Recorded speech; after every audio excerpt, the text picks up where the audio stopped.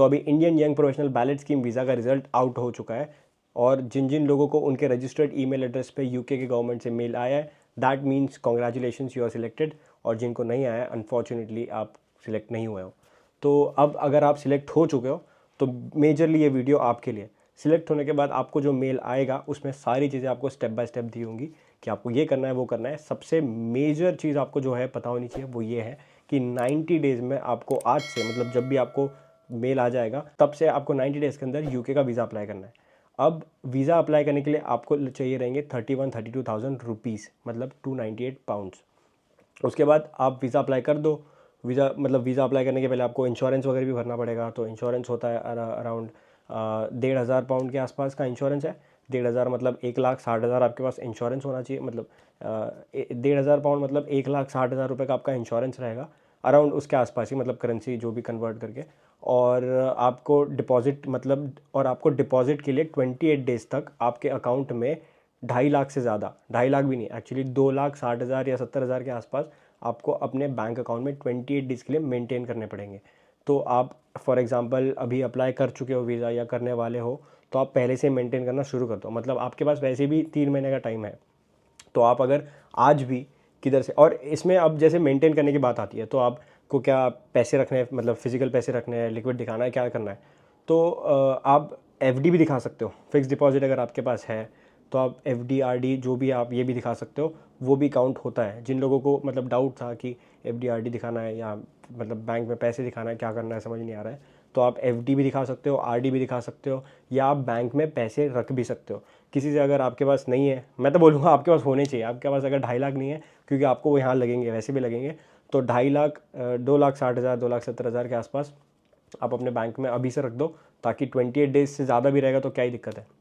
और इसका आपको बैंक स्टेटमेंट निकालना है जब भी जाओगे तब। वीज़ा के टाइम पे आपको ये सब लगेगा। आपको इंश्योरेंस का आपने जो पैसे भरे हैं उसकी रिसीट आपको प्रिंट करनी पड़ेगी। उसके बाद आपका ये डिपॉजिट का आपका बैंक स्टेटमेंट, पासपोर्ट का स्कैन कॉपी और पासपोर्ट फ़ोटोज़, ये सारे डॉक्यूमेंट्स आपको लेके जाने हैं। आपको ट्रांसक्रिप्ट्स वगैरह वैसे लेके जाने की ज़रूरत नहीं है, पर लेके चले जाना, सारे डॉक्यूमेंट्स अपने लेके चले जाना जब भी आप वीज़ा के लिए जाओगे तब। और मतलब बेसिकली आपके स्टार्टिंग से, अगर आपने 11th-12th की है, 10th की है, तब से लेके आप अभी तक जितने भी आपके पास मार्कशीट्स है, ट्रांसक्रिप्ट्स है, सब कुछ, सारे डॉक्यूमेंट्स, बर्थ सर्टिफिकेट, सब कुछ, जो भी एक वो हमारी जो थैली नहीं होती डॉक्यूमेंट्स वाली या फाइल, वो लेके चले जाना पूरी की पूरी। पता नहीं क्या लग जाएगा।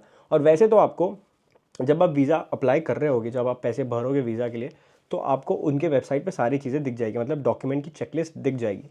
पर मैं बोल रहा हूँ कि सेफ साइड के लिए सारी चीज़ें लेके चले जाओ। आपका पैन कार्ड, आधार कार्ड सारा ले जाओ। और प्रिंट आउट वगैरह आप पहले से ही निकाल लेना, क्योंकि अगर आप वीएफएस में, मतलब जो ऑफिस है वहाँ का, वीज़ा का ऑफिस, वहाँ पे जाके अगर आप प्रिंट आउट निकालोगे तो आपको ज़्यादा पैसे लगेंगे। तो ये मैं प्रो टिप आपको पहले बता रहा हूँ। तो प्रिंट आउट, फ़ोटोज़, सारा सब कुछ पहले से निकाल के लेके जाना। फ़ोटोज़ का भी एक चक्कर है, मतलब अगर आपको पासपोर्ट फ़ोटो मांगते हैं उसमें, तो पासपोर्ट फ़ोटो आपको यूके के हिसाब से होनी चाहिए, मतलब यूके के स्टैंडर्ड साइज़, कलर, बैकग्राउंड जो भी है, ये सारी चीज़ें होती है। तो ये फ़ोटोग्राफर्स को पता होता है। जब भी आप किसी फ़ोटोग्राफर के पास जाओगे प्रोफेशनल, अपने फ़ोन में मत निकालना। काफ़ी लोग ये गलती करते हैं कि फ़ोन में जाके निकाल लेते हैं और कहीं जाके प्रिंट आउट करा लेते हैं, ये मत करना। प्रोफेशनल फ़ोटोग्राफर के पास जाओ, स्टूडियो वाले के पास, उसको बताओ कि मेरे को यूके के वीज़ा के लिए फ़ोटो चाहिए, तो आपको वो बराबर उस साइज़ की, उस बैकग्राउंड की, वाइट बैकग्राउंड की फ़ोटो निकाल के देगा। नहीं तो अगर आप कोई और बैकग्राउंड में या कोई और साइज़ में दोगे तो फ़ोटो रिजेक्ट हो जाएगी, और फिर आपको वहाँ पे एक तो ज़्यादा पैसे देने पड़ेंगे, या हो सकता है आपकी एप्लीकेशन भी रिजेक्ट हो जाए। तो मतलब इट डिपेंड्स। अब आपको फ़्लाइट टिकट, आपको इंश्योरेंस की तो ज़रूरत नहीं है। काफ़ी, मतलब जब भी हम लोग इंडिया के बाहर जाते हैं, नॉर्मली ट्रैवल करते हैं, तो आपको इंश्योरेंस लेना पड़ता है। तो यहाँ पे आने के लिए, क्योंकि ऑलरेडी आप इंश्योरेंस पे करोगे 1,60,000, 1,00,000 जो भी 60,000 65,000 का, वो तो आपके पास रहेगा। तो आपको अलग से और कोई इंश्योरेंस निकालने की ज़रूरत नहीं है, वो इंश्योरेंस काउंट होगा उसमें।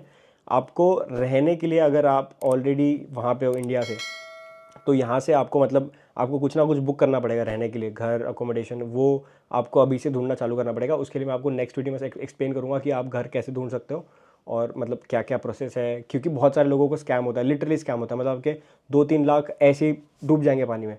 आने के वक्त यहाँ पे इमिग्रेशन में क्या क्या डॉक्यूमेंट्स आपको लगेंगे, क्या क्या सामान आपको लेके आना है, उसके ऊपर भी एक अलग से वीडियो बना दूंगा। तो आप उसके लिए भी, मतलब एक एक क्या क्या चेकलिस्ट है, डॉक्यूमेंट्स की चेकलिस्ट, सामान क्या क्या लेके आना है, कितना सामान आप लेके आ सकते हो, मतलब एयरलाइन के हिसाब से कौन सी बेस्ट एयरलाइन रहेगी मेरे हिसाब से, वो सारी चीज़ें के ऊपर एक अलग से वीडियो बना देंगे। तो एक 2-4 वीडियो का एक सीरीज़ बनाते हैं जिससे आपको मतलब ईजी हो जाए। एक तो मैंने वीडियो बना दिया कि आपको कौन सी सिटी चूज़ करनी है कि आपको लंदन में रहना है, मैनचेस्टर में रहना चाहिए, बर्मिंघम रहना चाहिए। इसके ऊपर मैंने ऑलरेडी एक वीडियो बना चुका हूँ, तो अगर अभी तक आपने वो देखा नहीं है तो जाके देख लो। और आगे आने वाले जो स्टेप्स लेने हैं, क्योंकि अभी हम लोग साथ साथ में काफ़ी सारे लोगों के मुझे मैसेजेस आए हुए हैं कि भाई हमारा जो है मेल आ चुका है, तो इसका इंडियन यंग प्रोफेशनल वीज़ा का हम लोग सिलेक्ट हो चुके हैं, आ चुका है, तो हमें क्या क्या करना चाहिए। तो ये सारी चीज़ें मैं बता रहा हूँ आपको पहले सबसे पहले तो वीज़ा के लिए काम चालू करना है। अभी पासपोर्ट आपका होना चाहिए, वैलिड पासपोर्ट होना चाहिए, आपके पास सारे डॉक्यूमेंट्स होने चाहिए सॉर्टेड। पैसे, सबसे इंपॉर्टेंट चीज़ है, आपके पास पैसे होने चाहिए। पैसे कितने होने चाहिए आपके पास? 5 लाख रुपए। 5 लाख रुपए होने चाहिए, जिसमें से आपके 2.5 लाख रुपए के मतलब 2,60,000 के आसपास आपको सेविंग्स में दिखाने पड़ेंगे, और डिपॉजिट सेविंग्स जो भी है, मतलब आपके ही बैंक अकाउंट में, आपको वो किसी को देने नहीं है। और 2 लाख जो है मतलब पहले तो 1,60,000 इंश्योरेंस और 30,000 31,000 समथिंग आपको देना है वीज़ा के लिए। तो इतने टोटल कुल मिला के 5 लाख होने चाहिए। लेकिन अगर यहाँ पे आने वाले हो तो आई वुड रेकमेंड, जैसे मैंने पुराने वीडियोज़ में बताया था, पैसे थोड़े ज़्यादा लेके आना, कट टू कट पैसे लेके मत आना यहाँ पे। अगर आपको पार्ट टाइम जॉब नहीं मिली, टाइम मतलब जल्दी आने के बाद एकदम से नहीं मिली, तो हो सकता है कि आपको स्ट्रगल करना पड़े। रेंट ज़्यादा है यहाँ पे, खाने का मतलब है, देखो मैं कुछ नेगेटिव वाइब्स नहीं दे रहा हूँ, रियलिटी बता रहा हूँ। तो डिफ़िकल्टी है यहाँ पे। अगर आप आने वाले हो तो ज़्यादा से ज़्यादा बजट आपका एक्सटेंड करके, जैसे अगर आपके पास, मैंने पिछले वीडियो में बताया था कि 10 1 लाख अगर ला सकते हो टोटल तो सही रहेगा, जिससे आप 10 महीने तक सर्वाइव कर सकते हो। और आपके पास अगर समझ जॉब नहीं भी है और अगर आप गुजारा भी करना चाहते हो तो कर सकते हो। वो भी अगेन एक एक्सप्लेन कर दूंगा मैं आपको कि चीपेस्ट अकोमोडेशन कैसे मिलेगा, कहाँ मिलेगा, क्योंकि मैं अभी कुछ दिनों में जो ऑलरेडी यहाँ पे इंडियन यंग प्रोफेशनल वीज़ा पे आए हुए हैं उनसे मिलने के लिए जाने वाला हूँ। तो उनसे मिलके मैं एक अलग पॉडकास्ट बनाऊंगा, एक रील बनाऊंगा, सारी चीज़ें मतलब सबको आपको समझ में आ जाएगा कि क्या क्या करना है, क्या क्या नहीं करना है, उनके एक्सपीरियंस क्या थे, वो लोग, उनकी जर्नी कैसी थी, ये सारा आपको उनके साथ मिलकर डायरेक्टली एक्सप्लेन कर दूंगा। तो वो आपको ईजी हो जाएगा। तो पहले तो आप इस पर फोकस करो, डॉक्यूमेंट सॉर्ट करो, वीज़ा अप्लाई करना स्टार्ट कर दो, और ये पैसे मेंटेन करना शुरू कर दो अभी से। बैंक अकाउंट में जो आपको 2,60,000 2,70,000 आपको मेंटेन करना है, वो आज से मेंटेन करना शुरू कर दो। जैसे मैंने बताया कि FD RD भी चलेगी, या आप कैश भी डिपॉजिट करा सकते हो कहीं से अगर आपको कराने हैं तो। But I would recommend cash ही कराओ, मतलब अपने अकाउंट में पैसे रखो, FD RD के चक्कर में मत रखो। अगर वो FD RD आपके नाम पे है या निकाल सकते हो, हाँ ऑब्वियसली आपके नाम पे होनी चाहिए वो। अगर काफ़ी लोगों को ये सवाल रहेगा कि किसके, मम्मी पापा के नाम पे, मोस्टली आपके नाम पे रहेगी तो सही रहेगा।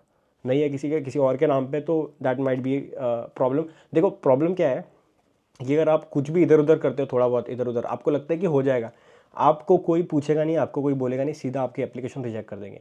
तो जो जो वीज़ा के चेकलिस्ट में रहेगा वो सारी चीज़ें लेके जाना, कैसे भी कुछ भी।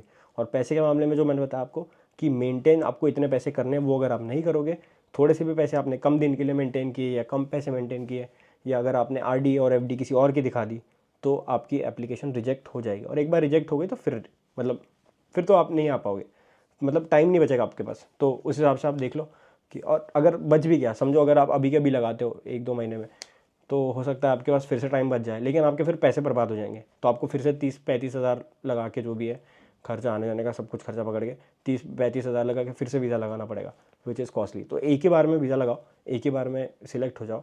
अब एक सवाल काफ़ी लोगों को आ सकता है कि अगर जैसे आपको पैसे कब भरने हैं, मतलब वीज़ा की फ़ी तो चलो आपको पहले भरनी पड़ेगी, लेकिन इंश्योरेंस की फ़ी आपको कब भरनी है, फ़्लाइट टिकट कब बुक करनी है, ये सारी चीज़ें कब करनी है, आपको ये पहले करना है। वीज़ा का जब आप एप्लीकेशन करोगे, जब आप वीज़ा फाइल करोगे, तो आपको सबसे पहले इंश्योरेंस पे करना पड़ेगा, फिर आपको फ़्लाइट की टिकट उसमें बुक कराने का वो नहीं है, क्योंकि पर आपको वीज़ा के टाइम पे पूछेंगे, फ़्लाइट टिकट पूछेंगे, अकोमोडेशन का पूछेंगे।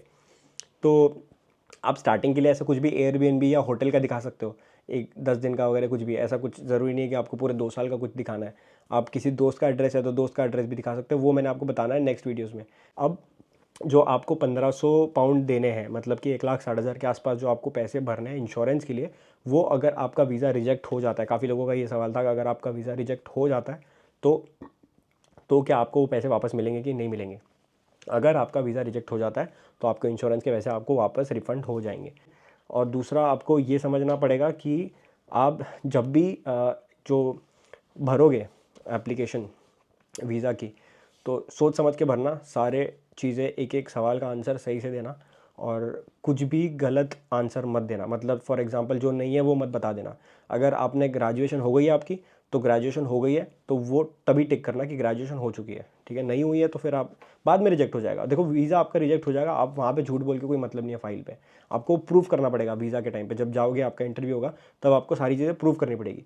इंटरव्यू में क्या क्या पूछते हैं क्या क्या नहीं पूछते वो सारी चीज़ें मैं बाद में आपको एक्सप्लेन कर दूंगा नेक्स्ट वीडियो में। तो अब काफ़ी सारे लोगों को कन्फ्यूजन है कि लेवल 6 का क्या मतलब है, बैचलर के लेवल का है या मास्टर्स क्या।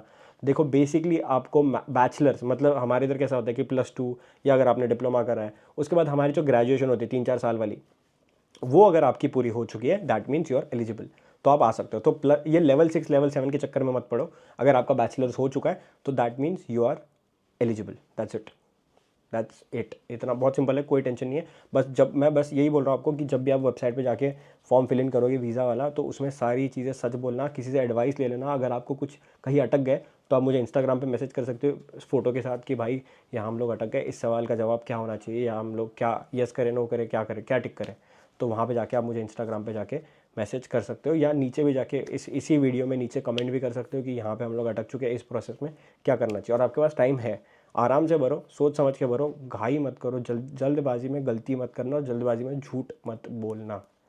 That's it. अगर आपको मैंने बताया कि कोई भी डाउट है तो नीचे कमेंट करो या इंस्टाग्राम पे मैसेज करो, एंड वीडियो देखते रहो, इंडी ट्रैवलर पेज को फॉलो करो। नेक्स्ट वीडियो जो आएंगे उसमें सारी चीज़ें एक्सप्लेन कर देंगे, आपकी फ़्लाइट की टिकट से लेके अकोमोडेशन कैसे बुक करना है, वीज़ा इंटरव्यू में क्या क्या बात होगी, वो सारी चीज़ें। एनीवेज, तो मिलते हैं आपको नेक्स्ट वीडियो में।